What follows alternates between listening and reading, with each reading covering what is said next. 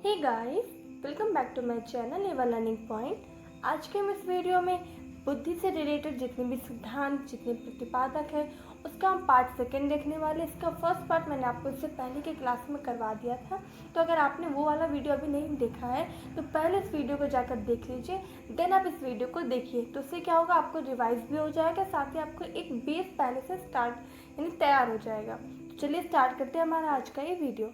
देखिए, सबसे पहले तो हम क्या करते हैं, पिछला जो हमने जो पढ़ा था उसका थोड़ा रिवाइज कर लेते हैं। ठीक है, हमने पिछले क्या पढ़ा था, हमने बुद्धि के कुछ सिद्धांत और प्रतिपादकों के बारे में पढ़ा था। हमने ये पढ़ा था कि बुद्धि का जो सबसे पहले सिद्धांत था वो सिद्धांत दिया था, किसने दिया था, बिने ने दिया। ठीक है, बिने ने दिया था, और साथ ही इसके अलावा टर्मन और स्टर्न, इन तीनों ने मिलकर बुद्धि का एक कार्य सिद्धांत दिया था, जो कि वर्तमान में लागू नहीं होता है या मान्य नहीं है।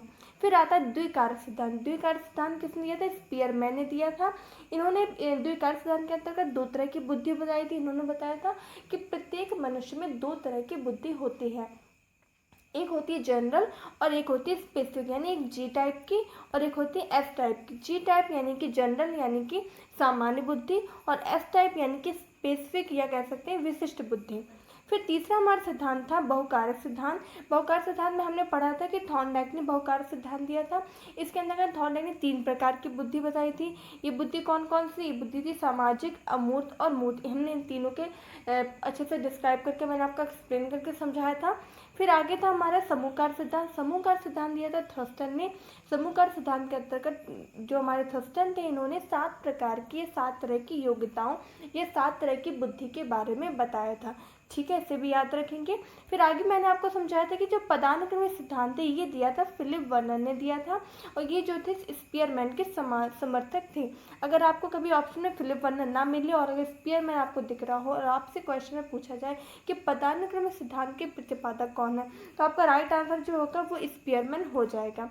फिर नेक्स्ट मैंने आपको पढ़ाया था बुद्धि संरचना सिद्धांत, जो कि दिया था J.P. गिलफोर्ड ने दिया था। इसके अंदर इन्होंने 5 तरह के जो संप्रदाय या 5 तरह के कॉन्सेप्ट की बात करी थी, जो थे संज्ञान, अभिसारी, अपसारी, स्मृति, मूल्यांकन, जिसके बारे में आज हम एक्सप्लेनेशन में आपको जिसके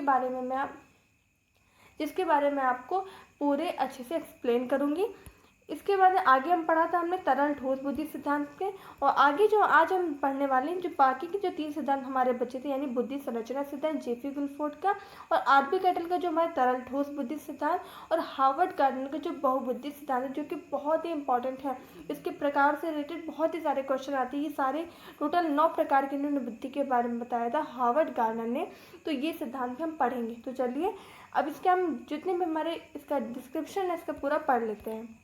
हमने सबसे पहले तो हम पढ़ते हैं कि हमें पढ़ना है गिलफोर्ड का सिद्धांत। ठीक है, गिलफोर्ड ने जो बुद्धि संरचना का सिद्धांत दिया था, गिलफोर्ड के बुद्धि संरचना सिद्धांत को त्रिआयामी सिद्धांत भी कहते हैं। इस चीज़ को भी आप याद रखिएगा, 3 डायमेंशनल सिद्धांत या त्रिआयामी सिद्धांत या फिर बुद्धि संरचना सिद्धांत। तो ये किसने दिया था, ये दिया था गिलफोर्ड ने दिया था। गार्डनर ने बहुबुद्धि और गिलफोर्ड ने त्रिआयामी या फिर बहुसंरचना सिद्धांत। अब देखिए, गिलफोर्ड ने बोला था कि J.P. गिलफोर्ड और उसके सहयोगी ने बुद्धि परीक्षण से संबंधित कई परीक्षणों पर कारक विश्लेषण तकनीक का प्रयोग करते हुए मानव बुद्धि के विभिन्न तत्वों या कारकों को प्रकाश में लाने का प्रतिमान विकसित किया। इस सिद्धांत को त्रिआयामी सिद्धांत भी कहते हैं। ठीक है, तो आपने नॉर्मल था, आपने समझ लिया। अब हम बेसिकली जो त्रिआयामी सिद्धांत के अंतर्गत गिलफोर्ड ने किन किन जो संप्रदायों की बात करी थी उन्हें समझ लेते हैं। देखिए, गिलफोर्ड ने टोटल 5 संप्रदाय की बात की थी। संज्ञान हमारा था, स्मृति, मूल्यांकन, अभिसारी और अपसारी। सबसे पहले समझते हैं संज्ञान क्या चीज़ होती है। ठीक है, अक्सर आप वर्ड सुनते हैं, संज्ञान का मतलब होता क्या है। देखिए, संज्ञान का मतलब होता है कि इसका अर्थ होता है खोज, दोबारा खोजना या फिर पहचान की क्षमता। किसी चीज़ को संज्ञान में लाना मतलब हमें उस चीज़ के बारे में जानना, उस चीज़ के बारे में पहचान करना या उसको खोज लेना, क्या कहलाता है, आपका संज्ञान कहलाता है। ठीक है, फर्स्ट आपने कॉन्सेप्ट समझ लिया। सेकेंड हम समझते हैं स्मृति। स्मृति का मतलब होता है जो भी हमने चीज़ें जानी हैं, अब उस चीज़ को हम क्या करें, उस चीज़ को हम उसे धारण कर ले, तो वो क्या कहलाती है, स्मृति।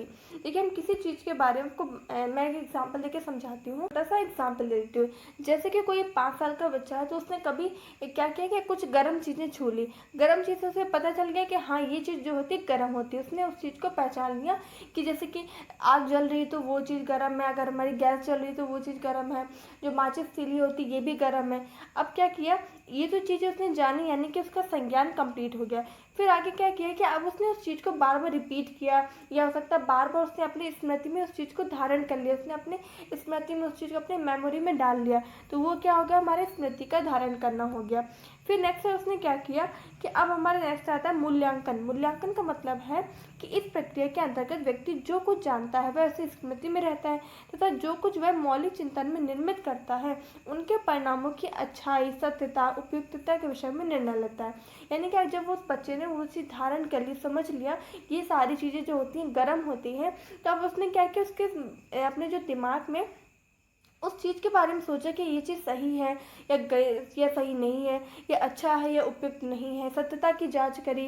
ये सारी चीज़ें जो होती है मूल्यांकन, यानी कि हमने जो कुछ भी हमने अपने दिमाग में डाला है वो उस चीज़ का हम सोचें कि उसमें क्या अच्छाई है क्या बुराई है, ये सब चीज़ों के बारे में क्या होता है, हम कुल मिलाकर उसका मूल्यांकन करते हैं। फिर नेक्स्ट हमारा आता है अभिसारी और अपसारी चिंतन। अभिसारी चिंतन और अपसारी चिंतन में बेसिकली पहले भी आपको बहुत बार क्लियर कर चुकी हूँ।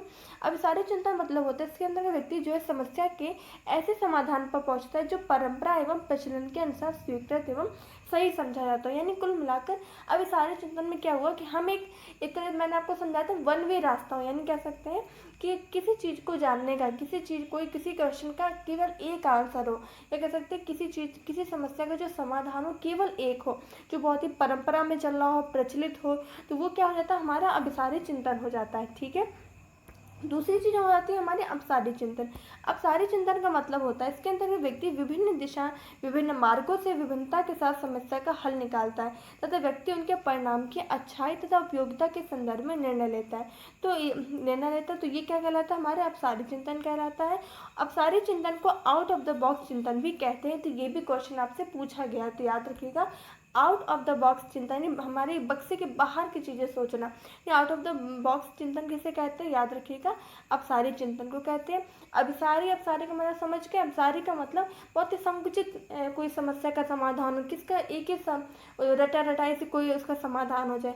अपसारी का मतलब उसके बहुत सारे रास्ते, हम उस चीज़ की समस्या को समाधान करने के कई सारे रास्ते निकाल सके, तो अपसारी चिंतन होता है। और हम स्कूलों में क्या करते हैं, हम बच्चों को अपसारी चिंतन के लिए प्रोत्साहित करते हैं, ताकि किसी चीज़ को वो ज़्यादा से ज़्यादा चीज़ें सोच सकें। तो आपने समझ लिया। तो क्वेश्चन आपसे एग्जाम में कैसे आता है, क्वेश्चन आपसे ऐसे बोल दिया जाएगा कि संज्ञान जो संप्रत्यय था किसने दिया था, तो याद रखिए गिलफोर्ड ने दिया था। स्मृति भी गिलफोर्ड ने दिया था, मूल्यांकन भी दिया था, स्मृति और विसारी चिंतन भी गिलफोर्ड ने दिया था अपने बहुसंरचना सिद्धांत में, बुद्धि के बहुसंरचना सिद्धांत में। तो आपने सारी चीज़ समझ लिया, यानी कि हमारा जो गिलफोर्ड का त्रिआयामी सिद्धांत था वो हमने यहाँ पर कंप्लीट कर लिया। अब हम क्या पढ़ते हैं, अब हम पढ़ते हैं आरबी कैटल का तरल ठोस सिद्धांत। अब देखिए आरबी कैटल के तरल ठोस सिद्धांत में हम क्या पढ़ेंगे। देखिए जो हमारे आरबी कैटल थे, इन्होंने कौन सा सिद्धांत दिया था, इन्होंने दिया था फ्लूइड तथा क्रिस्टलाइज सिद्धांत। देखिए इसमें अब क्या लिखा हो कि इस सिद्धांत के प्रतिपादक आरबी कैटल है। तरल बुद्धि वंशानुक्रम, कार्यकुशलता तथा केंद्रीय नाड़ी संस्थान की दी हुई विशेषता आधारित एक समान योग्यता होती है। यह समान योग्यता संस्कृति से ही प्रभावित नहीं होती, बल्कि नवीन एवं विकट परिस्थितियों से भी प्रभावित होती है। दूसरी ओर जो ठोस है बुद्धि है भी एक प्रकार की समान योग्यता है, जो अनुभव, अधिगम तथा वातावरण संबंधी कारकों पर आधारित होती है। कुल मिलाकर आपको यहाँ पर सिर्फ इतना याद रखना है कि आरबी कैटल ने कौन सा सिद्धांत दिया था, आरबी कैटल ने फ्लूइड तथा क्रिस्टलाइज सिद्धांत दिया था। इन्होंने फ्लूइड और क्रिस्टलाइज सिद्धांत के अंदर कितने प्रकार की बुद्धि बताई, तो याद रखिएगा इन्होंने दो प्रकार की बुद्धि बताई, एक इन्होंने बताई तरल बुद्धि और एक इन्होंने बताई ठोस बुद्धि। तरल बुद्धि का मतलब होता है ऐसी बुद्धि जो हमें वंशानुक्रम, जो हमें आनुवंशिकता से रूप में मिली है, जो ऐसी बुद्धि जो हमें माता पिता की जीन से, माता पिता से मिली है, वो हमारी तरल बुद्धि है। और ठोस बुद्धि वो है जो हमने से जन्म होने के बाद में अपने वातावरण से, अपने विद्यालय से, अपने आसपास के माहौल से सीखी है, यानी हमारे वातावरण से जो बुद्धि हमने प्राप्त करी वो हमारी हो जाती है ठोस बुद्धि। ठीक है, समझ गए होंगे आप। अब बढ़ते हैं अगले। अब हमारा सिद्धांत आता है सबसे लास्ट सिद्धांत और बहुत ही इंपॉर्टेंट, बहुबुद्धि सिद्धांत, जो कि दिया था हार्वर्ड गार्डनर ने दिया था। ठीक है, अब देखिए हार्वर्ड गार्डनर के बारे में से पढ़ते हैं। देखिए हार्वर्ड गार्डनर के बहुबुद्धि सिद्धांत के बारे में पढ़े तो हार्वर्ड गार्डनर महोदय ने 1983 में, याद रखिएगा 1983 में इन्होंने बुद्धि का एक नवीन सिद्धांत प्रतिपादित किया, जिसे गार्डनर का बहुबुद्धि सिद्धांत के नाम से जाना जाता है। इस सिद्धांत के अंतर्गत 3 कारक पर बल दिए गए, तो ये भी याद रखिएगा। हार्वर्ड जो गार्डनर थे, इन्होंने तीन कह सकते हैं सिद्धांत भाई कह सकते हैं 3 कारकों पर बहुत बल दिया और इससे क्वेश्चन आपसे एग्जाम में पूछे गए। ठीक है, कौन कौन से सिद्धांत थे? पहला इनका कारक था कि बुद्धि का स्वरूप एकाकी न होकर बहुकारकी होता है। तो क्वेश्चन आपसे आता है किस सिद्धांत के अनुसार बुद्धि जो है एक कारक का न होकर बहुकारकी होती थी? याद रखिएगा, हार्वर्ड गार्डनर ने ये बात कही थी अपने बहुबुद्धि सिद्धांत के अंतर्गत। ठीक है, अब बात करते हैं हम, तो हमारे बहुकारकी होता है तथा प्रत्येक बुद्धि एक दूसरे से अलग होती है। देखिए, बुद्धि जो है एक कारक से न मिलकर बहुत सारे कारकों से मिली होती है और ये जितने भी बुद्धि के जो कारक हैं वो लेकिन एक दूसरे से स्वतंत्र होते हैं या अलग होते हैं। दूसरा हमारा है कि प्रत्येक ज्ञान या बुद्धि एक दूसरे से स्वतंत्र होती है, ये चीज़ हमने समझ ली। तीसरी चीज़ है, बुद्धि के विभिन्न प्रकारों में एक दूसरे के साथ अंतःक्रिया करने की प्रवृत्ति पाई जाती है और प्रत्येक व्यक्ति में विलक्षण योग्यता होती है। तो ये बात भी इन्होंने कही थी। तो हमें कितने पॉइंट्स यहाँ से मिला? हमें पहला पॉइंट तो ये मिला हार्वर्ड गार्डनर के बहुबुद्धि सिद्धांत से कि बुद्धि का स्वरूप एक ना होकर, यानी बुद्धि जो एक कारक से न बनकर बहुकारकी होती है और प्रत्येक जो कारक है वो एक दूसरे से स्वतंत्र होगा। ठीक है, इस चीज़ को भी याद रखिएगा। तीसरा पॉइंट हमने समझा कि ये स्वतंत्र भले है, यानी ये जितने कारक है स्वतंत्र जरूर हैं लेकिन ये एक दूसरे के साथ अंतःक्रिया करते हैं। और चौथी चीज़ हमने पढ़ी कि प्रत्येक व्यक्ति विलक्षण योग्यता होता है, यानी कि अगर कोई बालक है मान लीजिए पढ़ने में अच्छा नहीं है तो इसका मतलब ये नहीं कि वो बेकार है, इसका मतलब ये है कि उसके अंदर कोई ना कोई जो योग्यता, कोई ना कोई विलक्षण योग्यता जरूर होगी। कई सारे लोग जो होते हैं जो दृष्टिबाधित होते हैं, वो जो देख नहीं सकते, लेकिन क्या होता है कई लोग सिंगर होते हैं। तो मतलब ऐसा नहीं कह सकते अगर उसके अंदर कोई चीज़ कमी है तो इसका मतलब ये नहीं कि उसके अंदर कोई खूबियाँ नहीं है। ठीक है, यानी हर बच्चा जो यूनिक है, हर बच्चा जो एक विलक्षण प्रतिभा का धनी है। अब देखिए इस तरह से हार्वर्ड गार्डनर ने बहु सिद्धांत के में कारक और उसके बारे में पढ़ लिया। अब हम इसके प्रकारों को पढ़ते हैं जो कि बहुत ही सारे इंपॉर्टेंट है। टोटल आप देख रहे हैं यहाँ पे टोटल 9 प्रकार के कारकों के बारे में बताया है। अब इसके एक एक करके इनको समझ लेते हैं। देखिए, हार्वर्ड गार्डनर की बात करें तो हार्वर्ड गार्डनर ने 9 प्रकार की बुद्धि का वर्णन किया है जो कि इस तरह। सबसे पहले बात करते हैं भाषाई बुद्धि। आपसे क्वेश्चन में ऐसा आता है, आपको क्वेश्चन दे दिया जाएगा कि कोई बालक है जो अपनी भाषा में बहुत अच्छा कुशलता से अपनी बात कह पाता है, कुशलता से अपने आंसरों का मतलब सवालों का जवाब देता है, तो उसमें किस प्रकार की बुद्धि पाई जा सकती है? आपके ऑप्शन होंगे भाषाई बुद्धि, स्थानिक बुद्धि, गणितीय बुद्धि, प्राकृतिक बुद्धि। तो आप वहाँ पर क्या टिक करेंगे? भाषाई बुद्धि। ठीक है, अब इसके बारे में फिर समझ लेते हैं। सबसे पहले हमारी भाषाई बुद्धि, तो इसमें इस प्रकार की बुद्धि से भाषा संबंधित क्षमता का विकास होता है, यानी ऐसा बड़ा जो भाषा में बहुत अच्छा कुशल है तो उसमें कौन सी बुद्धि पाई जाएगी? उसमें भाषाई बुद्धि होगी। नेक्स्ट पढ़ते हैं हम तार्किक गणितीय बुद्धि, यानी बुद्धि का ये अंग जो तार्किक योग्यता एवं गणितीय कार्य संबंधी, यानी ऐसा कोई बालक जो गणितीय कार्य में कुशल है, जो तर्क करने में और गणितीय कार्य वगैरह में कुशल है, तो वो कौन सा होगा? तार्किक गणितीय बुद्धि होगा। लेकिन इनके नाम में इनका मतलब छुपा हुआ, तो आप ऐसे भी याद कर सकते हैं। नेक्स्ट हम पढ़ते हैं स्थानिक बुद्धि। देखिए, इस तरह की बुद्धि का उपयोग जो है अंतरिक्ष यात्रा के दौरान मानसिक कल्पनाओं को चित्र का स्वरूप देने में किया जाता है। तो ये चीज़ भी आप याद रखिएगा, क्वेश्चन इससे आ चुका है। क्वेश्चन आपसे आता है कि अंतरिक्ष यात्रा के दौरान किस प्रकार की बुद्धि होती है? तो याद रखिएगा स्थानिक बुद्धि होगी। मानसिक कल्पना के समय कौन सी बुद्धि होगी? स्थानिक बुद्धि होगी। और अगर क्वेश्चन आपसे आ जाता है कि एक चिकित्सक है, उस चिकित्सक में किस प्रकार की बुद्धि पाई जाएगी? तो याद रखिएगा उस चिकित्सक में गतिक बुद्धि पाई जाती है, जिसे हम आगे पढ़ेंगे। तो अपने स्थानीय बुद्धि समझ रहे हैं। इस वीडियो को दोबारा जरूर देख लीजिएगा, आपको पहली बार में नहीं याद होगा तो प्लीज़ आपसे बोल रही हूँ कि आप इस वीडियो को दोबारा पढ़िए, दोबारा समझिए। अगर आप नोट्स बना रहे हैं तो अपने नोट्स को दोबारा से रिवाइज जरूर करिएगा।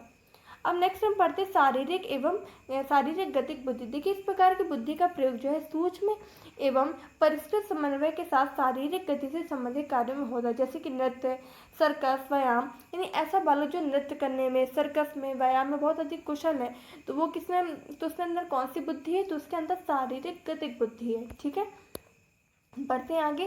सांगीतिक बुद्धि, यानी ऐसा बालक जिसके ज्ञान का उपयोग संगीत के क्षेत्र में होता है, यानी कि उसके संगीत में बहुत कुशल है, तो वो उसके अंदर कौन सी बुद्धि होगी? सांगीतिक बुद्धि होगी। नेक्स्ट हम पढ़ते हैं अंतःपारस्परिक बुद्धि। ठीक है, अंतःपारस्परिक बुद्धि का मतलब है कि इस प्रकार के ज्ञान का उपयोग सामाजिक व्यवहारों के प्राय होते हैं, यानी कुल मिलाकर इसका मतलब है कि ऐसा बालक जो है एक मतलब अपने आसपास के लोगों से बहुत अच्छा व्यवहार कुशल बना के चलता है, अपनी बातें अच्छे से कह पाता है, ये दूसरों की समस्याओं को अच्छे से समझ पाता है, यानी परस्पर संबंध बना के चल रहा है लोगों से, तो इसका मतलब है उसके अंदर अंतःपारस्परिक बुद्धि होगी। अब देखिए दूसरा होता है अंतः व्यक्ति। देखिए थोड़ा बहुत ही माइनर से डिफरेंस है अंतः पारस्परिक और अंतः व्यक्तिक में। पारस्परिक माने परस्पर जो होगा, परस्पर का मतलब कोई दो लोग जरूर होंगे, और अंतः व्यक्तिक का मतलब होगा स्वयं के लिए। ठीक है, इस चीज को याद रखिएगा, अंतः पारस्परिक और अंतः व्यक्तिक। अगर क्वेश्चन से आता है अंतः व्यक्तिक और अंतर्व्यक्तिक, तो अंतर्व्यक्तिक अंतर्व्यक्तिक में क्या होगा, अंतः का मतलब अंदर, और अंतर का अगर आ जाए तो आप क्या करेंगे, इसका मतलब सामाजिक, दूसरों से अगर मिलजुल के रहता है। अब अंतर्व्यक्ति बुद्धि पढ़ते हैं, जिसका मतलब है कि इस प्रकार की बुद्धि का प्रयोग आत्मबोध, पहचान तथा स्वयं की भावना एवं कौशल की क्षमता को जानना है। अगर क्वेश्चन आपसे बोला जाए कि एक बालक जो है वो अपने आप में रहता है, यानी वो जो अपनी भावना है, अपने स्वयं की भावना कौशल को जानता है, या उसके अंदर जो अपने आप को जानने की बहुत ही जिज्ञासा जगी हुई है, आत्मबोध, अपनी पहचान को लेकर हमेशा सशंकित रहता है, तो इसका मतलब है कि वो बालक जो अंतर्व्यक्तिक बुद्धि का धनी है। और ऐसा बालक जो दूसरों से बहुत अच्छा व्यवहार से रहता है, दूसरों से बहुत मिलजुल के रहता है, तो उसके अंदर अंतः पारस्परिक बुद्धि होगी। ठीक है, बढ़ते हैं अगले क्वेश्चन की तरफ।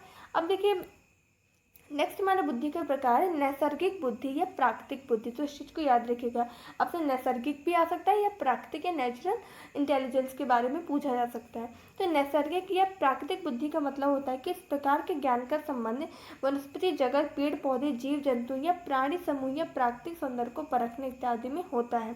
तो इस चीज को याद रखिए, मतलब कुल मिलाकर ऐसा बालक जो प्रकृति से बहुत प्रेम कर रहा है, वहाँ के जीव जंतु, प्राणियों से, पेड़ पौधों से, अपनी जो प्रकृति के सौंदर्य को देख पाता है, समझ पाता है, तो उसका मतलब उसके अंदर प्राकृतिक बुद्धि या नैसर्गिक बुद्धि है। इस चीज को आपने समझ लिया होगा। देखिए सभी के जो प्रकार के नाम में इनका मतलब छिपा हुआ, तो आप अच्छे से याद कर पा रहे होंगे। नेक्स्ट हम बुद्धि पढ़ते हैं नौवीं बुद्धि, जो कि लास्ट बुद्धि है कि अस्तित्ववादी बुद्धि। देखिए इस बुद्धि के अंतर्गत मनुष्य छिपे हुए रहस्यों के बारे में जानने की कोशिश करते हैं, जैसे जीवन क्या है, मृत्यु क्या है, आत्मा या परमात्मा का अस्तित्व है कि नहीं है। ये सारी चीज जो है अस्तित्ववादी बुद्धि रखने वाले बालकों में होता है। तो मतलब समझिए, अस्तित्ववादी का मतलब जो अपनी मृत्यु और अपने उसका जीवन किस काम के लिए है, आत्मा है या नहीं है, परमात्मा है या नहीं, ये सारी चीज़ होता है उसके अंदर अस्तित्ववादी बुद्धि होगी। तो इससे हमने सारी जितनी भी 9 बुद्धियाँ थी समझ ली। तो इस तरह से हमारा आज की वीडियो सिर्फ इतना रखते हैं। नेक्स्ट वीडियो जो होगा हमारी यानी CDP क्लास, आपको पता है हमारी हर ट्यूसडे को आती है, और जो हमारा कल था मंडे की क्लास में हमने CDP का टेस्ट रखा था, तो आपने अगर नहीं अटेम्प्ट किया तो उसको जरूर अटेम्प्ट कर लीजिए, क्योंकि टेस्ट अटेम्प्ट करने से ये होता है कि अगर आप अभी टेस्ट देते हैं तो आपको अपनी कमियां पता चल जाएगी कि आपको कौन सा टॉपिक तैयार नहीं है, और अगर आपको अभी पता चल जाती है अपनी कमियां, तो आप जाकर दोबारा उस चीज़ को कंप्लीट कर सकते हैं। और अगर आपने डायरेक्ट एग्जाम में जाकर टेस्ट दे रहे हैं, क्या पता आपको वो चीज़ भूल गई हो तब तक, इसलिए अभी आपको मेरा टेस्ट स्टार्ट करें तो आप जरूर उसको दिया करिए। तो इस तरह से अपना ख्याल रखिए। चैनल पर नए तो चैनल को सब्सक्राइब जरूर कर दीजिएगा, अपने दोस्तों को शेयर जरूर कर दीजिएगा, और वीडियो को लाइक करके जरूर जाइएगा। Thank you so much.